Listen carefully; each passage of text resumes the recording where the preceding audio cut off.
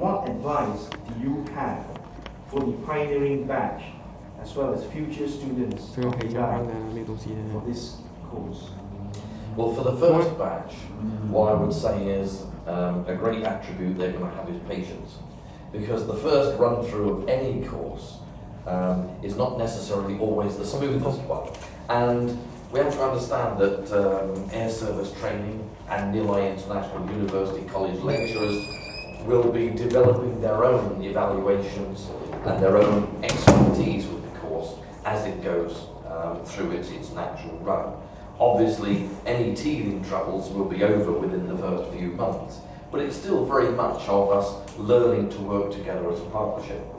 So there may be odd little glitches with the program, but nothing we can't sort out because of the original design. Secondly, I would say that what they will need to do is to be prepared to study hard. We always talk about work hard, play hard. You know, don't study to the exclusion of all else, but do study appropriately and adequately.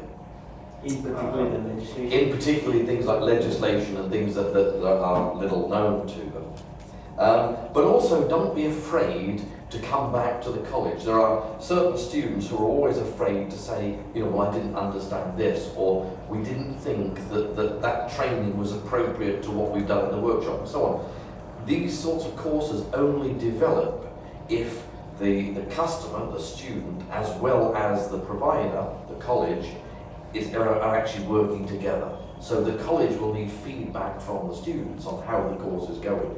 That way the college can ensure that the course meets the needs of those students and meets their aspirations as well. So don't be afraid to offer feedback to the college on any aspect, things that were good, things that they didn't like so much, things they think that could be changed, and then the college will be able to add this into the mix when they look at evaluation of the course and how this partnership actually works. Could you tell us a bit about your background in AST? Yes, of course. And as well as your previous education background and your work experience. I mean, I started in aviation in 1969 when I was a Royal Air Force apprentice.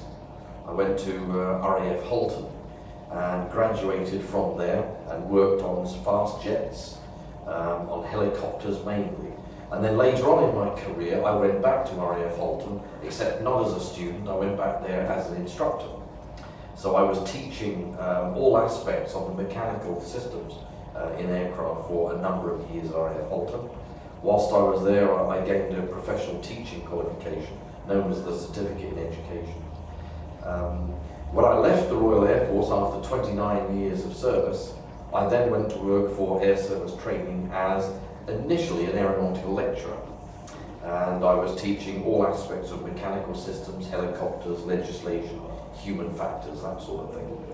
A few months after getting there, we were then looking at implementing what was then the JAR 66 qualification. It was a new qualification, and a new management post was formed, which I then filled. I was then asked if I'd like to take the position, and that was the Quality Assurance Manager. After a period of only about 8 to 9 months, we then experienced the training manager retiring, and because of my background in training and the fact that I had a professional teaching qualification, I was then asked to move into the post of training manager, which I held for 2.5 years. At the end of that time, my chief executive left the company, and I was then asked by the board to take over, initially as general manager, and then more recently as chief executive. During my time as general manager and chief executive, we've seen a change from the JAR 66, which was a European aviation agencies joining. We've now. What does it stand for? It was the Joint Aviation Authorities. It was effectively all the aviation authorities within Europe, France and Italy and Germany and the UK. They were part of this JAA. Then they formed the EASA, the European Aviation Safety Agency, so that now EASA is a regulatory body, and the national aviation authorities, such as the UK CAA, the German Bundesamt, they are all answerable to a higher authority within Europe now.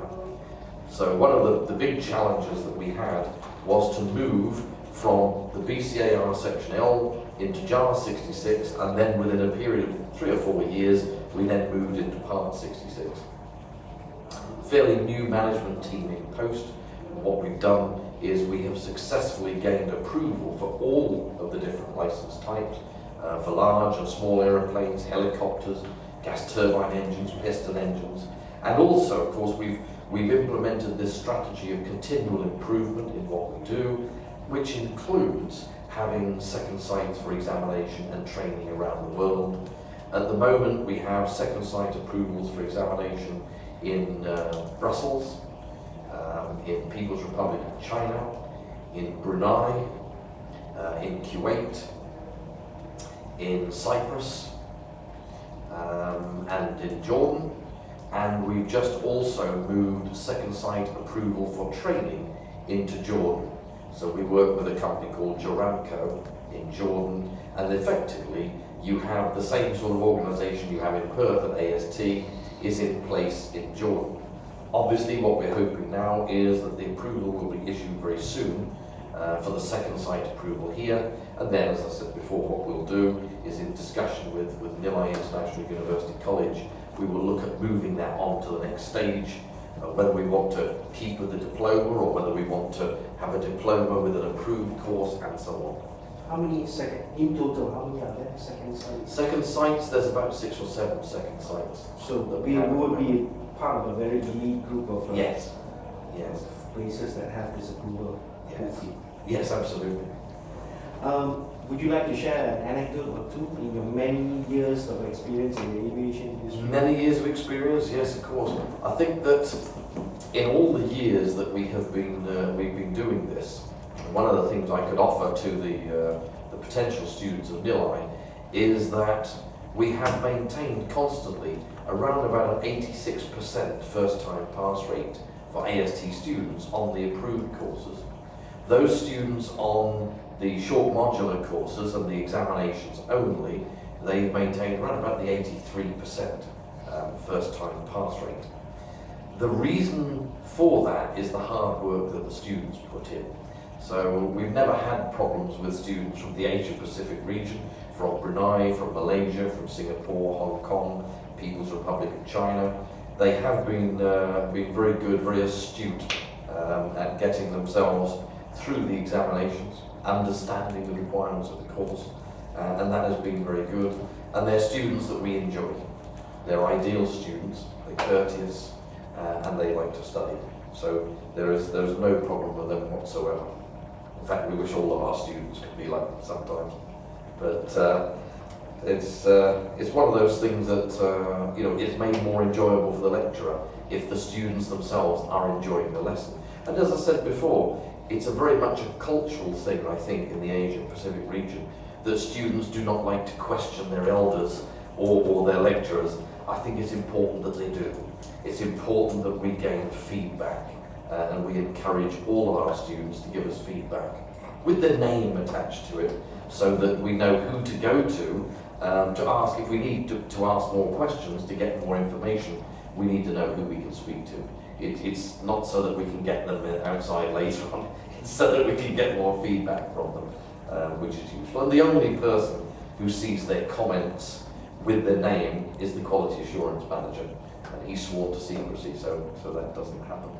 Is there anything else you would like to add in conclusion? No, I think basically we, as I said before, that doing this, getting a second site approval, is very much about finding the right partner. And there are lots of organisations within Malaysia. There's about 6 organisations that we've spoken to, and there are lots of organisations worldwide, but who do not have the ability to actually meet the requirements. So it's very refreshing to us when Nilay International University College decided to look at the programme that had been put together by Kunalan and AST, because it's just the right partner. It's the right programme in the right country with the right partner, and I think that's what makes our job much easier and more interesting, is having the right organisation with the right outlook. Mr. Peter Farrow, thank you.